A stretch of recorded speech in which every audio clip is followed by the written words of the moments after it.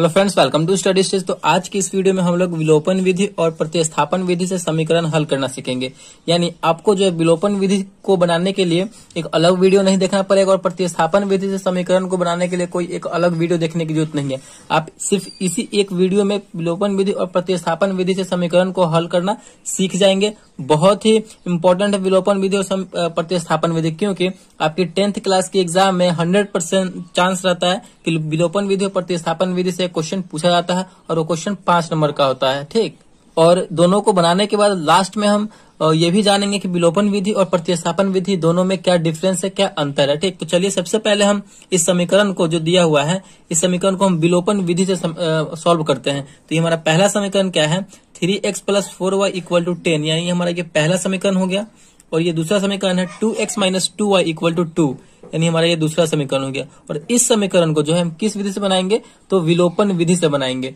तो चलिए समझते हैं कि विलोपन विधि में हमें क्या करना होता है। देखिए, विलोपन विधि में जो है आपको कोई एक पद यानी एक टर्म जो है कैंसिल करना होता है। जैसे कि यहाँ पे दो वेरिएबल दिया गया, एक x वाला है और एक y वाला है, दो वेरिएबल है, तो किसी एक वेरिएबल को आपको यहाँ से लुप्त करना रहता है। विलोपन का मतलब क्या है, विलोपन कर देना यानी छुपा देना। तो हमें यहाँ से कैंसिल करना रहता है किसी एक वेरिएबल को, या आप x को कीजिए या फिर y को कीजिए। ठीक, कैंसिल आउट करना होता है। तो हम कैसे करेंगे, यहाँ पे 3x है, नीचे में 2x है, इसमें y वाले में 4y है और नीचे में 2y है। तो हमें कैंसिल आउट करने के लिए एक मतलब समीकरण जो वेरिएबल है वो सेम होना चाहिए। यानी यहाँ पे 3x है तो यहाँ भी 3x होना चाहिए कैंसिल करने के लिए। अगर इसमें 4y है, इसको कैंसिल करना y वाले को, तो यहाँ 4y है ना, तो यहाँ भी हमें 4y करना होगा। मतलब इस टाइप से हमें करना है। तो आप x और y दोनों में से किसी एक वेरिएबल को कैंसिल कर सकते हैं। तो चलिए हम यहाँ पे x वाले टर्म को कैंसिल करते हैं। देखिए यहाँ पे 3x है, यहाँ पे 2x, दोनों तो सेम है नहीं। तो हमें सेम करने के लिए क्या करना होगा कि जो ये वाला नंबर है उसको हम ऊपर में गुना कर देंगे और इसी नंबर से हम नीचे में गुना कर देंगे, तो दोनों सेम हो जाएगा। 3 से हम नीचे वाले पूरी समीकरण 2 में करेंगे तो 3 दूना 6x हो जाएगा, फिर पूरे में हो जाएगा। फिर 2 से करेंगे तो 3 में करेंगे तो 2 3 6, यानी हमारा ये यहाँ पे सेम हो जा रहा है। तो कैसे कर देंगे, इस 2 से हम समीकरण 1 में 2 से गुना कर देंगे और समीकरण 2 में हम 3 से गुना कर देंगे। आप समझ रहे हैं ना, बस इसी टाइप से आपको करना है। मतलब आपको ध्यान से समझते चलना है। तो गुना करेंगे तो समीकरण 1 में जो है ये 2 से पूरा में गुना हो जाएगा। तो गुना कीजिए, हमारा नया समीकरण बन जाएगा 3 दूना 6x प्लस है तो प्लस, फिर 2 से 4 में करेंगे तो 4 दूना 8y = 10 में 2 से करेंगे तो 10 दूना 20। हमारा ये समीकरण तीसरा बन गया, हमारा ये नया समीकरण बन गया। फिर 3 से इस पूरी समीकरण में होगा तो 3 दूना 6x माइनस है तो माइनस, फिर 3 में 2 से करेंगे 3 दूना 6y, फिर = 3 में 2 से करेंगे तो 3 दूना 6। ये हमारा चौथा समीकरण हो गया, नया समीकरण बन गया। अब हम यहाँ पे देखिए एक टर्म बिल्कुल सेम हो गया, यानी वेरिएबल सेम है। 6x ऊपर भी है और 6x नीचे भी है, तो दोनों यहाँ पे कैंसिल हो जाएगा। तो चलिए यहाँ पे हम कैंसिल करते हैं। तो 6x प्लस में ऊपर भी और 6x नीचे में प्लस में है, तो इसको हम घटाएंगे तभी ना कैंसिल होगा। मतलब 6x में से 6x अगर घटेगा तो यहाँ पे 0 हो जाएगा, यहाँ पे कट जाएगा। तो यहाँ पे जैसे हम आप एग्जाम में लिखेंगे 10th क्लास के एग्जाम में, बोर्ड एग्जाम में, बिल्कुल उसी प्रकार हम बनाएंगे और जिससे कि आपको 5 में 5 नंबर मिल सके। तो यहाँ पे हम लिखेंगे समीकरण 3 और 4 को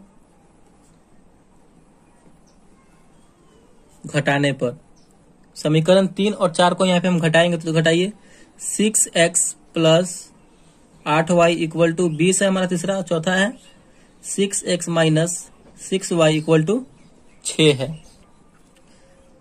तो इसे हम घटाएंगे, घटाइए। 6x प्लस में है और नीचे हम घटा रहे हैं तो माइनस का चिन्ह लगेगा, तो 6x यहाँ पे माइनस में हो गया, तो यहाँ पे ये कैंसिल हो जाएगा, क्योंकि बराबर में कैंसिल हो जाएगा। देखिए नीचे वाले चिन्ह को हमेशा आपको देखते चलना है। आप यहाँ पे माइनस का चिन्ह हम क्या कर रहे हैं, तो घटा रहे हैं, तो माइनस यहाँ पहले से है, ऊपर वाले को नहीं देखना है, इसको देखना है।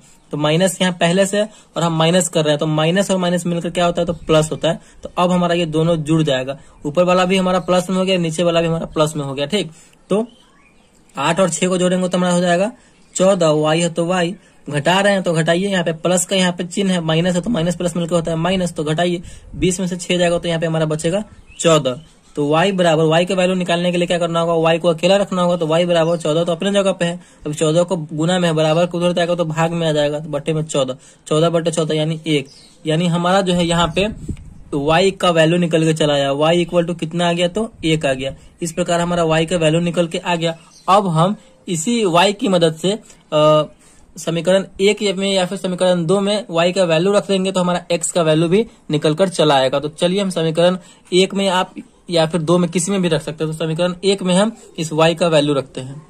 तो चलिए हम समीकरण 1 में एक y का वैल्यू रखते हैं। y का हमारा मान निकल के आया है। तो यहाँ पे हम कैसे लिखेंगे, बजाबते से लिखेंगे समीकरण 1 में y का मान रखने पर। अगर आप इस प्रकार लिख के बनाएंगे तो बोर्ड में आपको बहुत ही अच्छे नंबर प्राप्त होंगे रखने पर। चलिए हमारा समीकरण 1 क्या है, 3x plus 4y equal to 10 है। तो हमें y का मान रखना है, यानी y के जगह पर 1 रखना है। तो यहाँ पे हो जाएगा 3x प्लस 4 और y के जगह पर 1 आया है तो 1 लिखेंगे बराबर 10।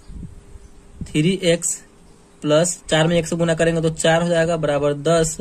तो 3x बराबर क्या हो जाएगा, 4 प्लस में है, बराबर के उधर जाएगा तो माइनस में हो जाएगा। 10 तो अपने जगह पर है, ये ना उधर जा रहा है, तो प्लस है तो माइनस हो जाएगा, माइनस यहाँ पे 4 हो जाएगा। तो 3x बराबर क्या हो जाएगा, 10 में से 4 जाएगा तो बचेगा हमारा 6। तो x बराबर क्या हो जाएगा, 6 जगह पे है अपने। अब 3x को हम उधर भेज रहे हैं, यानी गुना में है, बराबर को हो जाएगा तो भाग में आ जाएगा, यानी 6/2। ये कटेगा तो कितनी बार में यहाँ पे, सॉरी 6/3 है, 3 है यहाँ पे, तो 3 आ जाएगा। तो 3 दूना 6 यानी 2, यानी हमारा फाइनली जो है x का मान आ गया 2, y का मान आ गया 1। तो विलोपन विधि से जो है फाइनली हमारा आंसर कितना आ चुका है, तो x बराबर 2 और y बराबर 1 हमारा फाइनल आंसर आ चुका है यहाँ पे। तो आई होप आपको विलोपन विधि बहुत अच्छे तरीके से समझ में आ गया होगा।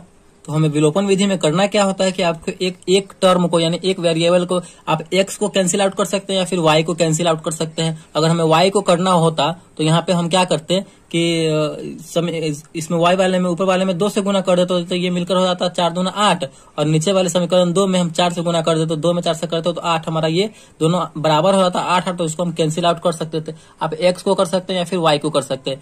तो यही करना होता है हमें विलोपन विधि, यानी एक को विलुप्त करना होता है, छुपाना होता है। इसका नाम एलिमिनेशन मेथड है या फिर लुप्तीकरण विधि भी है। तो आई होप आपको विलोपन विधि से समीकरण को सॉल्व करना आ गया होगा। चलिए अब हम समझते हैं यहाँ पे प्रतिस्थापन विधि से समीकरण को हल करना। तो इसी क्वेश्चन को जो है हम प्रतिस्थापन विधि से सॉल्व करेंगे। 3x प्लस 4y बराबर 10 और 2x माइनस 2y बराबर 2। तो इसी समीकरण को हम प्रतिस्थापन विधि से सॉल्व करके देखते हैं कि हमारा वो वैल्यू सेम आता है कि नहीं x और y का। तो चलिए सॉल्व करते हैं। तो हमारा पे वही समीकरण है जिस समीकरण से हमने विलोपन विधि से सॉल्व किया है इसको। तो चलिए इसी समीकरण को प्रतिस्थापन विधि से सॉल्व करते हैं। 3x प्लस 4y बराबर 10 यानी समीकरण 1 हो गया। 2x माइनस 2y बराबर 2 यानी हमारा समीकरण 2 हो गया। तो विलोपन विधि में हमारा क्या था कि एक पद को हमें कैंसिल आउट करना होता था, यानी छुपाना होता था, ठीक। लेकिन प्रतिस्थापन विधि में वैसा नहीं है।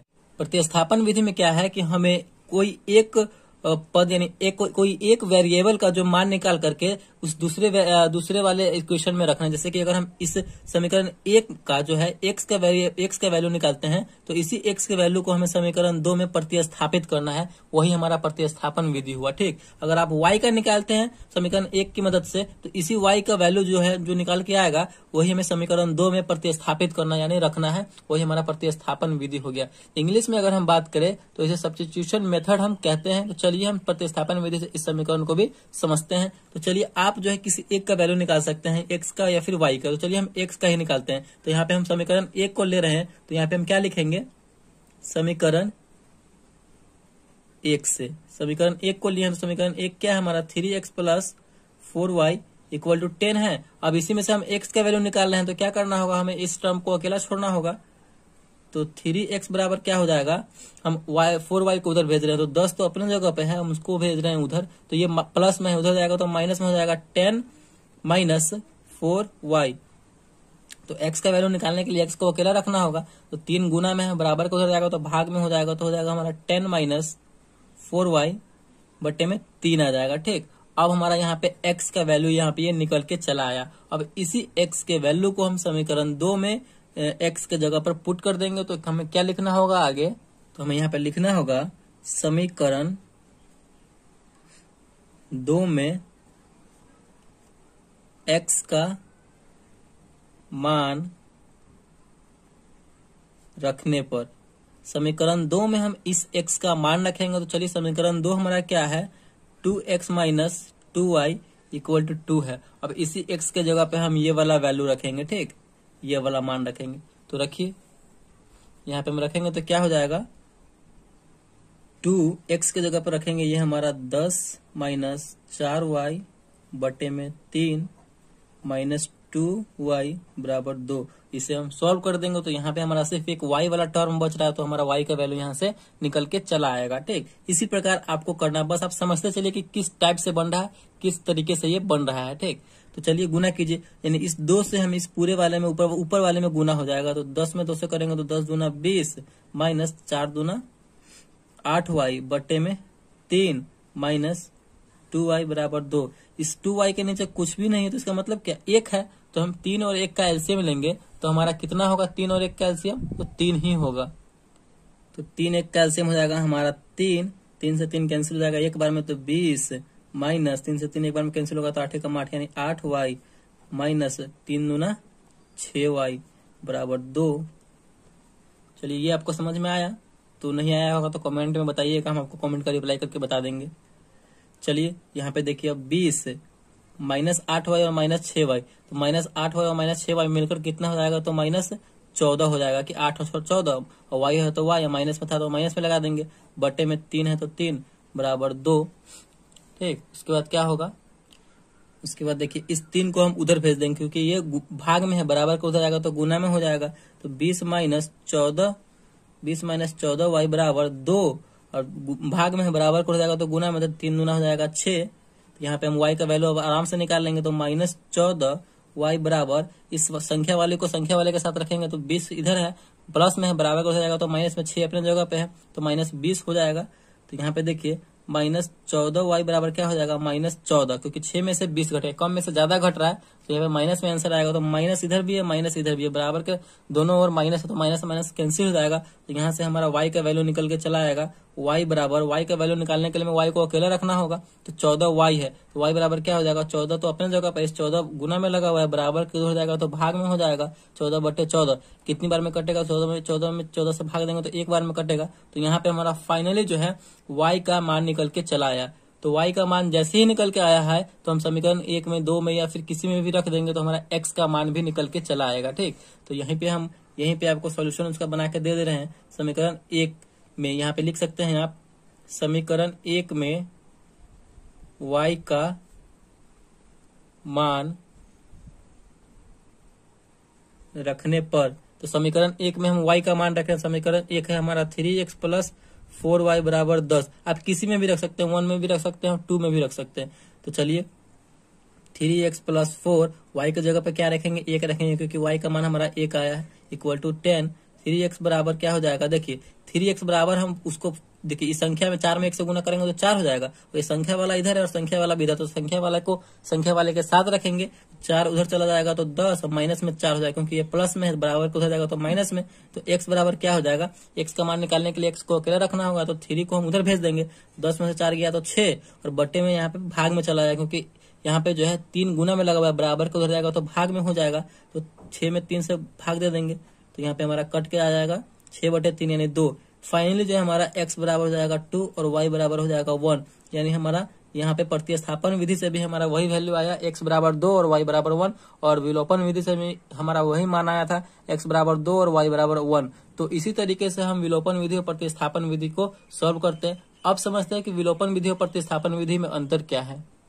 देखिए विलोपन विधि में क्या करना होता है कि विलोपन विधि में हमें एक पद को यानी एक वेरिएबल को आपको विलुप्त करना रहता है, यानी छुपाना रहता है। विलोपन विधि का मतलब ही वही है, यानी एलिमिनेशन मेथड, यानी हम आप एक्स को कट कर दीजिए या फिर वाई को कट कर दीजिए, जो आपको मतलब, लेकिन दोनों सेम होना चाहिए। ठीक, और प्रतिस्थापन विधि में क्या होता है कि आपको किसी एक का वैल्यू निकाल करके, किसी एक या टर्म का यानी एक्स का या फिर वाई का वैल्यू निकाल करके दूसरे समीकरण में प्रतिस्थापित करना, यानी उसका मान रखना, वही हमारा प्रतिस्थापन विधि हुआ। विलोपन विधि में आपको छुपाना है और प्रतिस्थापन विधि में आपको उसका मान उठा करके दूसरे समीकरण में प्रतिस्थापित करना है। बस यही डिफरेंस है प्रतिस्थापन विधि और विलोपन विधि में। एकदम 110% एग्जाम में पूछा ही जाता है, तो दोनों को अच्छे तरीके से आप समझ लीजिए। तो आई होप वीडियो आपको बहुत अच्छे तरीके से समझ में आ गया होगा और विलोपन विधि और प्रतिस्थापन विधि से समीकरण को हल करना सीख गए होंगे। तो वीडियो अगर आपको अच्छा लगा और पसंद आया तो प्लीज वीडियो को एक लाइक कीजिएगा, और चैनल पर नया है तो चैनल को सब्सक्राइब जरूर कीजिएगा। Thank you.